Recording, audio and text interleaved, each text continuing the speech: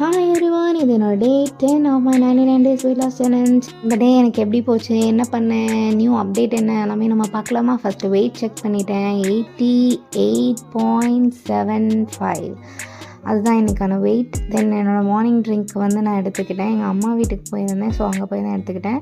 வெந்தயத்தை வந்து வெந்நீரில் கொதிக்க வச்சு அந்த வாட்டர் குடிச்சு அதை சாப்பிட்டேன். இன்றைக்கான பிரேக்ஃபாஸ்ட் கேப்பை கோதுமை தோசை வித் தக்காளி சட்னி.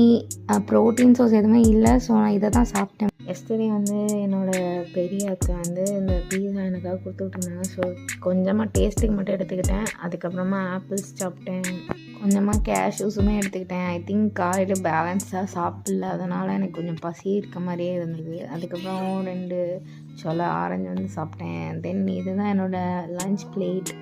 சிக்கன், கொஞ்சம் ரைஸ், அதுக்கப்புறம் க்ரீக் யோகர்ட் ட்ரை பண்ணியிருந்தேன். கொஞ்சம் பெப்பர் அண்ட் சால்ட் போட்டு ரொம்ப டேஸ்ட்டாக இருந்தது.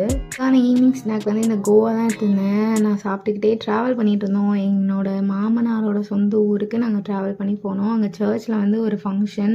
ஸோ நாங்கள் ஃபேமிலியும் அங்கே கிளம்பி போயாச்சு. ஸோ 2 days எந்த டயட் எக்ஸசைஸ் எதுவுமே கிடையாது. அங்கே உள்ள சாப்பாடு தான் சாப்பிட்டேன்.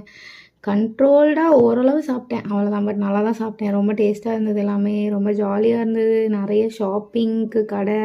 ஃபர்ஸ்ட்டு கல்யாணம் முடிச்சு போயிருந்தேன் ஹஸ்பண்ட் கூட. அதுக்கப்புறம் இப்போ என் பையன் பிறந்த பிறகு நாங்கள் அந்த ஊருக்கு போனோம் ஃபஸ்ட் டைமாக. அது ரொம்ப இன்னும் நல்லா ரொம்பவே ஜாலியாக இருந்தது. ஸோ டயட் எக்ஸசைஸ் 2க்குமே 2 days வந்து லீவு. அதுக்கப்புறம் நம்ம கன்டினியூ பண்ணணும். Thanks for watching. Follow me for more updates in my weight loss journey. See you all in my day 11. Bye bye.